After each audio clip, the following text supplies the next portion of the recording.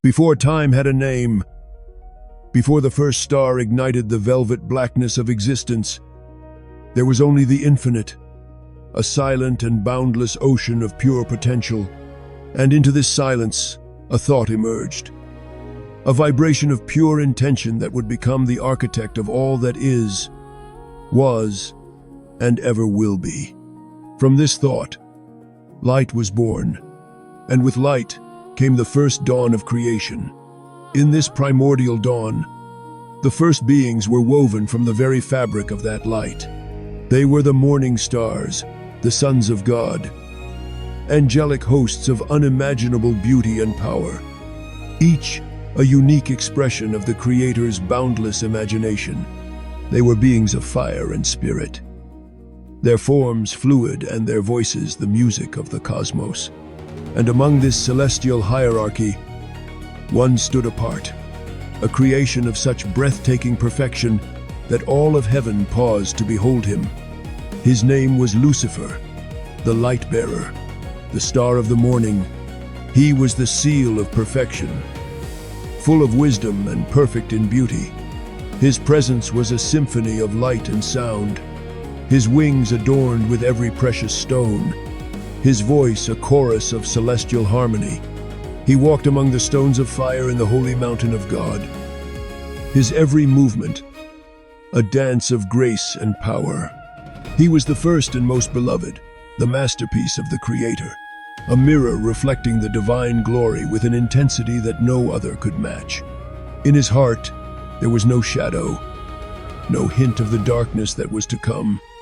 There was only love, devotion, and the pure, unadulterated joy of existence in the presence of his Maker. He was the guardian cherub, his purpose to protect and to serve, to be a conduit of the divine will, a shining example for all the heavenly hosts. The cosmos itself seemed to sing his name, a name that meant light, a name that meant morning, a name that meant hope. He was the promise of creation, the embodiment of its highest potential. And for a time, an eternity measured not in years but in the blissful rhythm of celestial praise, all was perfect. All was light. But in the perfect harmony of heaven, a dissonance began to sound. A note so subtle at first that it was almost imperceptible. It was a vibration that originated not from without, but from within the heart of the light-bearer himself. As Lucifer beheld his own reflection in the cosmic mirror, as he witnessed the awe and admiration in the eyes of his fellow angels, a new thought began to take root in the fertile soil of his powerful mind. It was the thought of self. He began to contemplate his own beauty, his own wisdom, his own power. He saw that he was the pinnacle of creation, a being of unparalleled magnificence. And in that contemplation, the pure, selfless love he had for his Creator began to be tainted by a new and dangerous emotion: pride. The I began to eclipse the thou. The mirror, which had once perfectly reflected the divine light, now began to hold the image of itself. The seed of pride, once planted, began to grow, its roots sinking deep into the core of his being. He started to believe that the light he bore was his own, that the glory he possessed was a product of his own merit. He looked upon the celestial hierarchy, the intricate and beautiful order of creation, and he saw not a symphony of divine will, but a ladder that he could climb. He began to covet a power that was not his to have, a throne that was not his to occupy. The thought, once a whisper, became a roar. I will ascend to heaven. I will raise my throne above the stars of God. I will sit on the Mount of Assembly in the far reaches of the north. I will ascend above the heights of the clouds. I will make myself like the Most High. This was the silent declaration of war, the first act of rebellion, a schism that would tear the fabric of heaven apart. The perfection was broken, the harmony was shattered. A shadow had fallen upon the heart of the morning star, and the cosmos held its breath, for it knew that a storm was coming. a storm of unimaginable fury, a storm of fire, a storm that would change the face of eternity.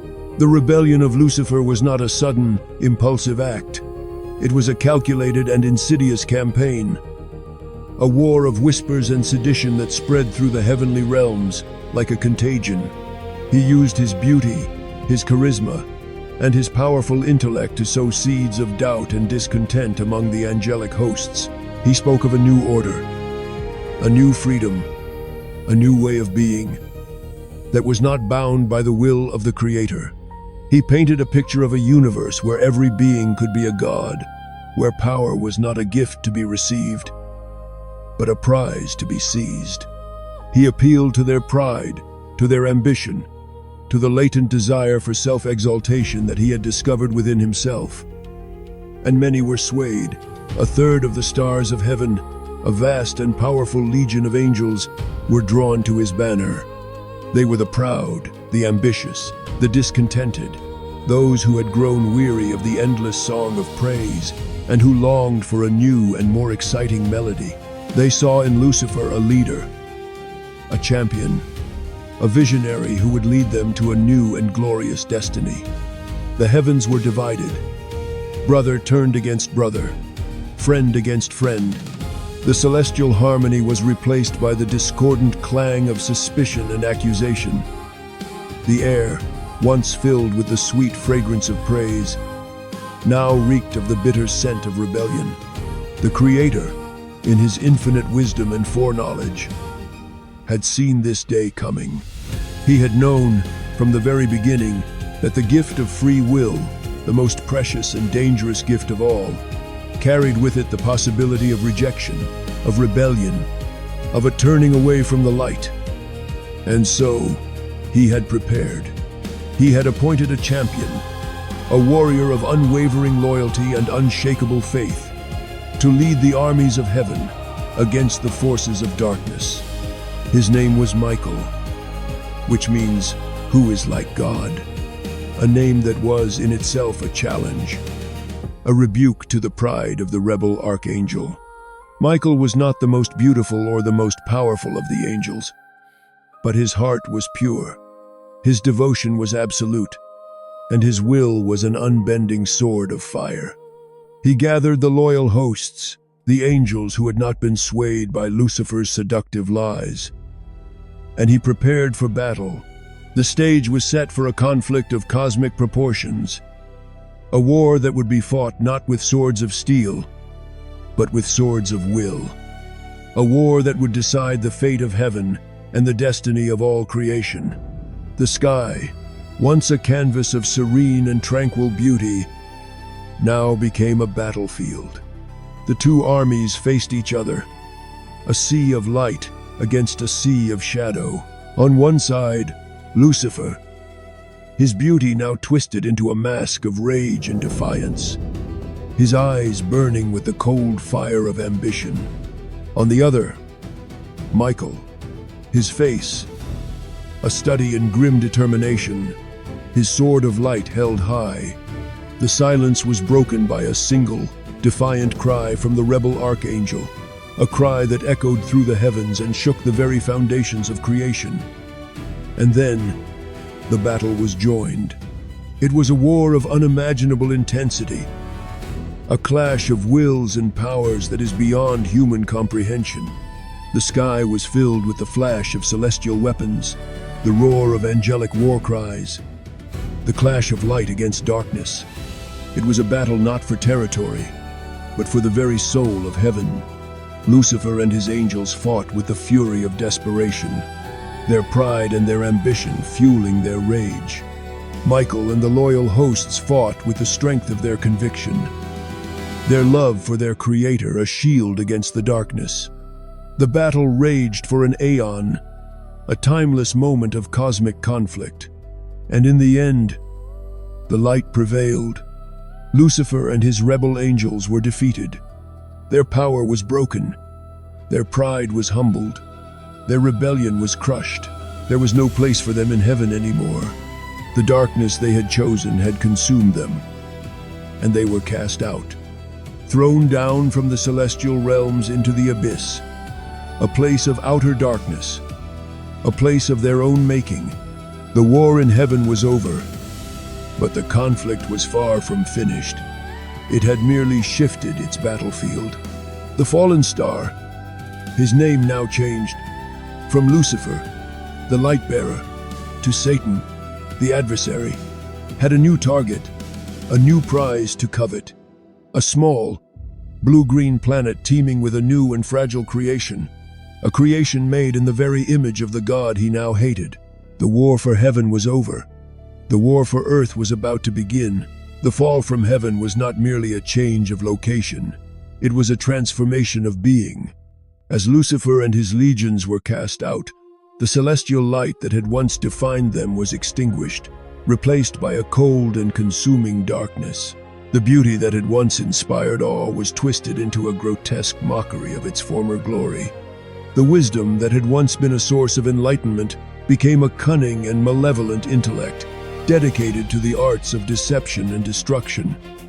The name Lucifer, the light bearer, was no more. In its place was a new name, a name that would be whispered in fear and revulsion throughout the ages. Satan, the adversary, the accuser, the father of lies. The fall was not just a punishment, it was a choice. The final and irrevocable embrace of the self, the ultimate rejection of the Creator. And in that choice, the fallen angels found a new and terrible purpose. Their pride, though humbled, was not extinguished. It was transformed into a burning, all-consuming hatred for the one who had cast them out. Their ambition, though thwarted, was not abandoned. It was redirected towards a new and more vulnerable target, humanity. In the newly created world, in the Garden of Eden, Satan saw his chance for revenge. He saw a new creation, made in the image of God, a creation that was innocent, fragile, and blessed with the same dangerous gift of free will that had been his own undoing. He saw an opportunity to corrupt, to defile, to turn this new creation against its maker, to prove that God's love was a fragile and fleeting thing, that even his most beloved creations could be turned to darkness. And so, he came to the garden, not as a roaring lion, but as a serpent, a creature of subtlety and cunning. He came with whispers, with half-truths, with promises of knowledge and power. He spoke to Eve, the mother of all living, and he planted a seed of doubt in her heart, the same seed of pride that had taken root in his own. He questioned the goodness of the Creator. He challenged his authority. He offered a path to godhood, a path that was paved with disobedience. And humanity, in its innocence and its naivety, listened. The first man and woman, Adam and Eve, chose to believe the lie of the serpent rather than the word of their Creator. They ate of the forbidden fruit, the fruit of the knowledge of good and evil, and in that single act of disobedience, they fell. The bond of perfect trust and communion with God was broken. Sin, suffering, and death entered the world. The serpent had won his first victory. He had succeeded in marring God's perfect creation, in driving a wedge between humanity and its maker. He had become the prince of this world, the god of this age, a dark and malevolent power who would now hold sway over the hearts and minds of men. The fall of man was a tragedy of cosmic proportions, a tragedy that would echo through the long and bloody corridors of human history. But it was also the beginning of a new chapter in the great cosmic conflict, a chapter that would be written in the tears, the struggles, and the hopes of a fallen race. From that moment on, the history of humanity became intertwined with the story of the fallen angel. Satan, the adversary, was no longer just a distant, cosmic entity.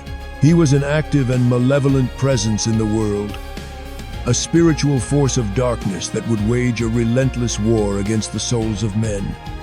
His methods were as varied as they were insidious. He was the tempter, the one who would dangle the glittering lures of power, pleasure, and wealth before the eyes of a fallen and easily seduced race.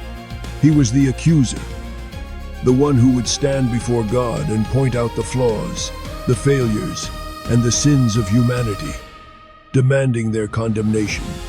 He was the deceiver, the master of lies and half-truths, the one who would twist the word of God, who would create false religions and false philosophies, who would lead men down paths of darkness while promising them light. He was the destroyer, the one who would incite violence, hatred, and war, who would revel in the suffering and the misery of the human race. He was the prince of the power of the air, the spirit that is now at work in the sons of disobedience.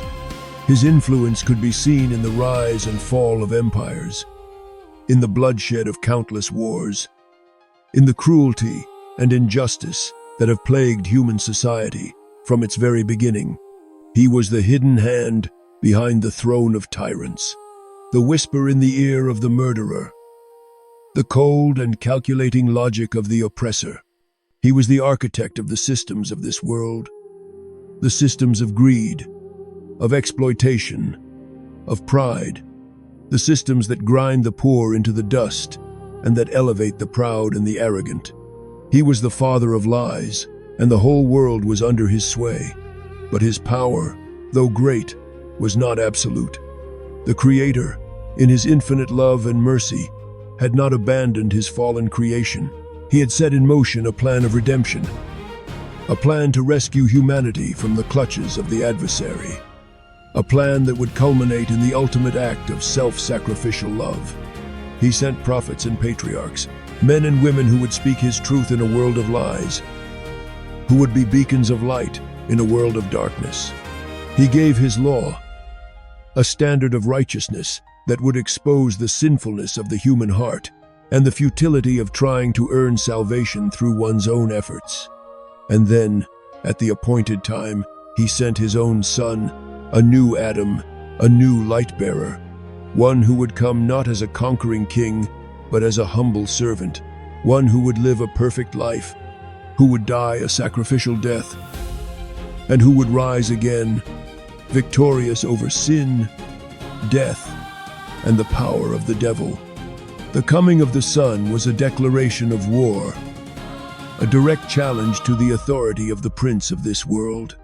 The cosmic conflict, which had begun in the heart of Lucifer, now reached its climax on a small, dusty hill outside Jerusalem.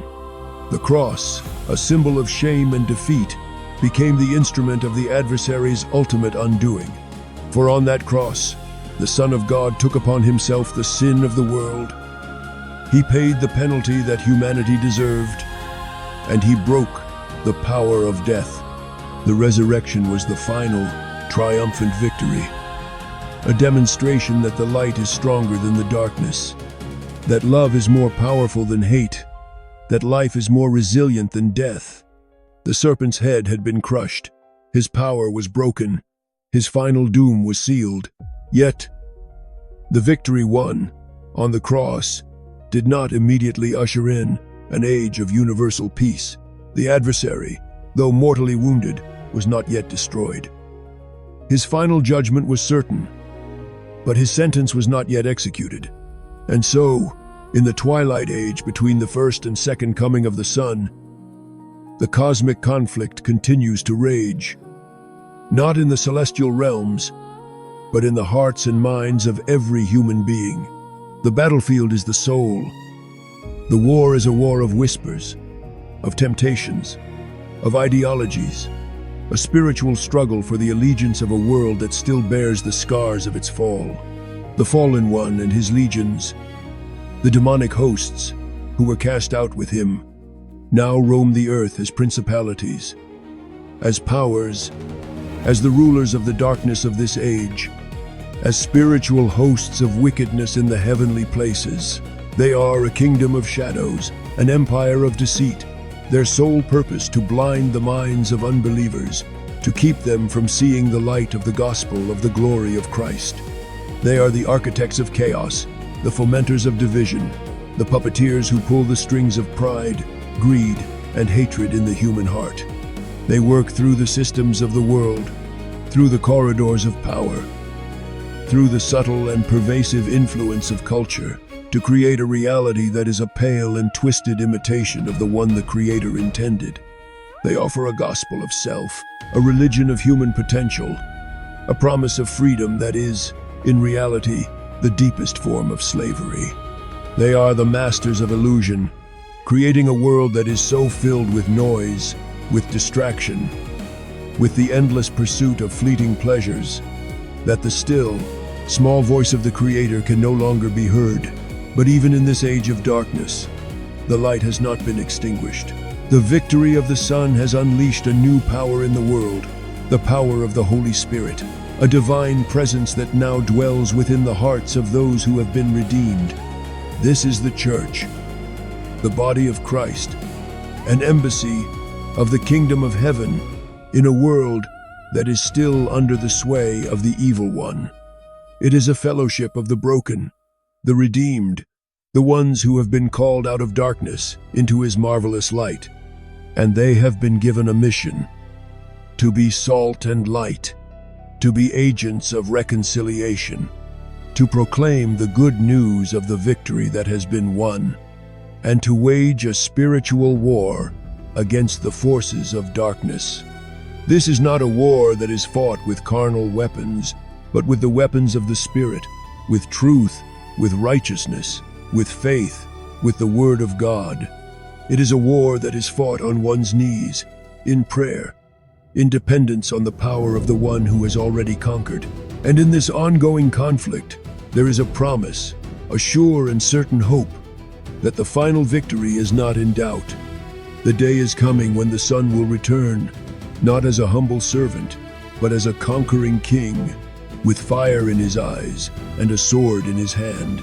He will come to judge the living and the dead, to make all things new, to bring an end to the long and tragic story of rebellion and sin. On that day, the adversary and all his hosts will be cast into the lake of fire, a place of eternal punishment prepared for them from the beginning. The darkness will be vanquished forever.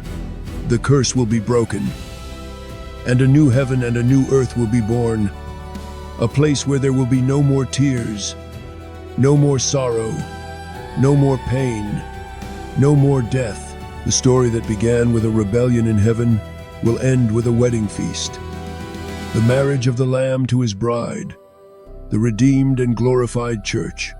The harmony that was broken will be restored, but it will be a new and more beautiful harmony, a harmony that has been tested by fire, a harmony that has been won through sacrifice, a harmony that will echo through the halls of eternity with the glorious and triumphant song of the redeemed. This is the final destiny of the cosmos, the ultimate triumph of the Creator's love. A love that would not let go, a love that pursued a fallen and rebellious creation, a love that conquered death and hell, a love that will, in the end, make all things new.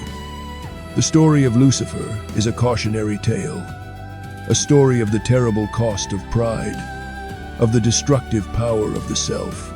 But it is also a story of hope, a story of a love that is stronger than any darkness, a story of a light that can never be extinguished.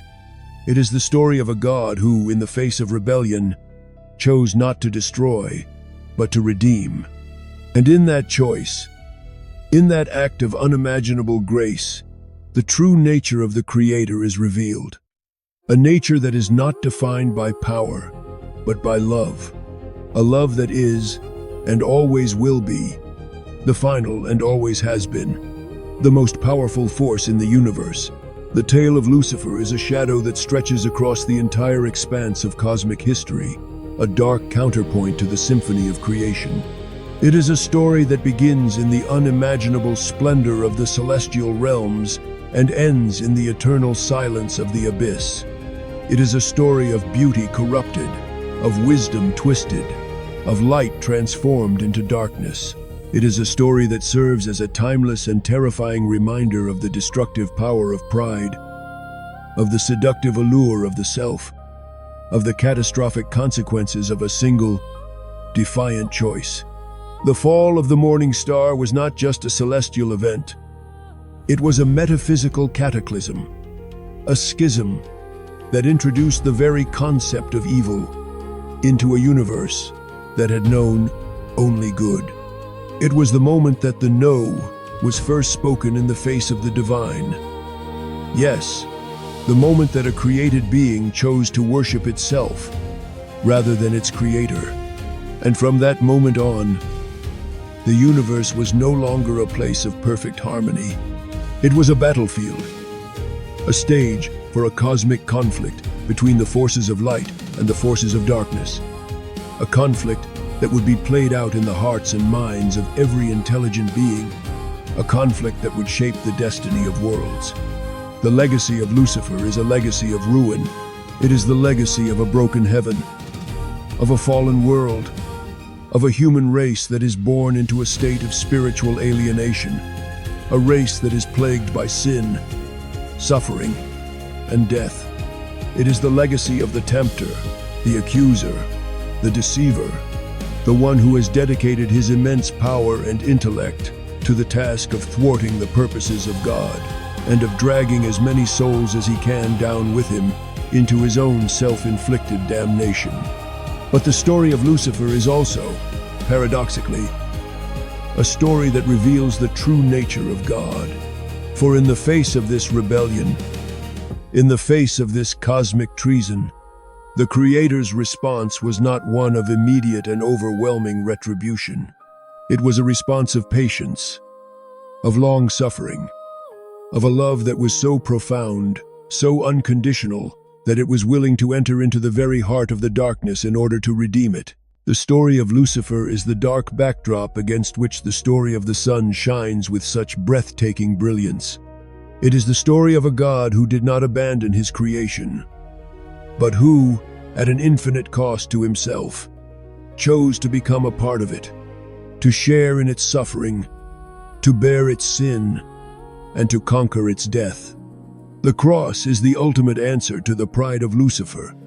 It is the place where the power of the self is broken, where the logic of this world is turned on its head, where victory is won not through strength, but through weakness, not through self-exaltation, but through self-sacrifice.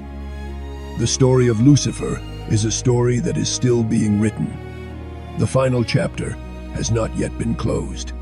The cosmic conflict continues to rage, and every human soul is a participant, a soldier in a war that is as old as time itself. But the outcome of that war is not in doubt.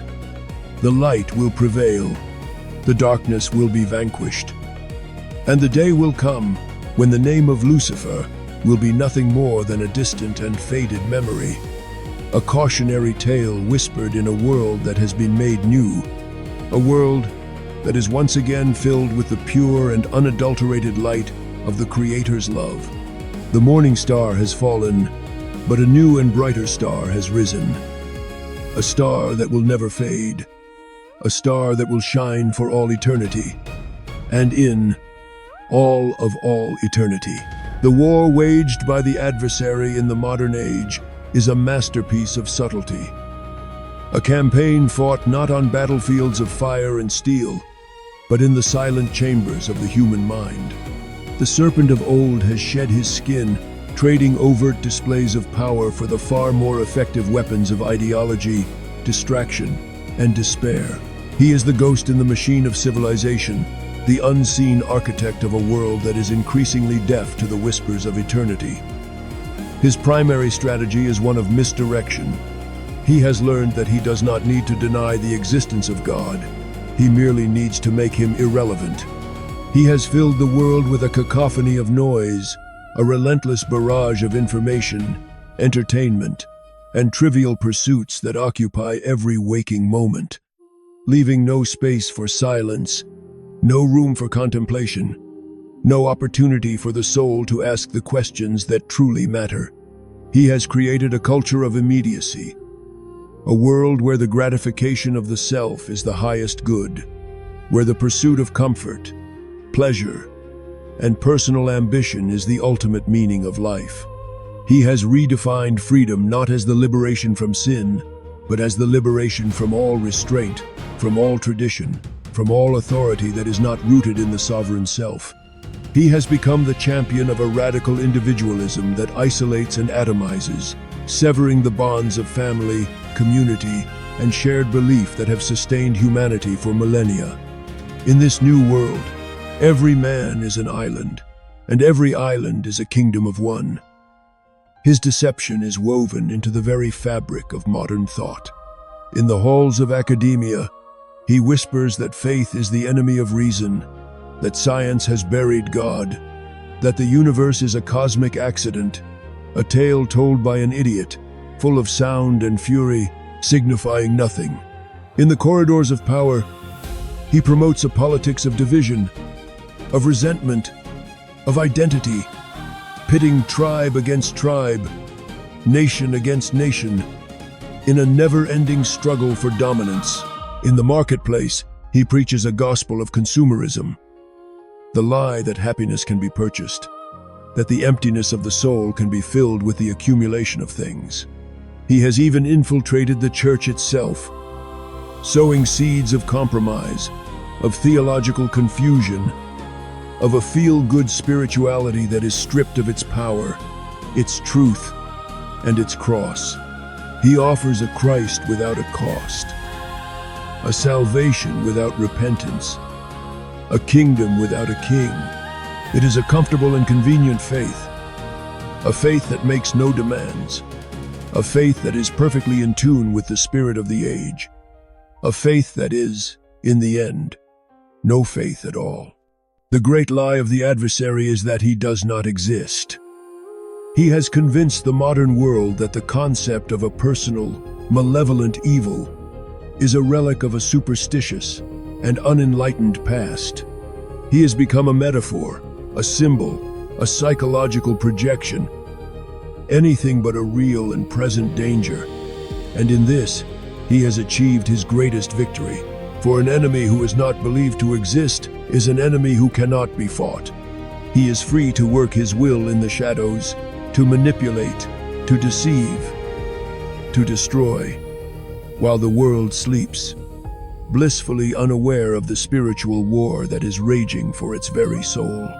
The battle for the modern soul is a battle for attention, a battle for truth, a battle for the very definition of what it means to be human. But the final act of this cosmic drama is yet to be written. The stage is being set for a final confrontation, a moment of ultimate decision, a time when the lines will be drawn and every soul will be forced to choose. The prophecies of old speak of a time of great tribulation, a time when the adversary, in his rage and his desperation, will be granted a brief and terrible reign upon the earth.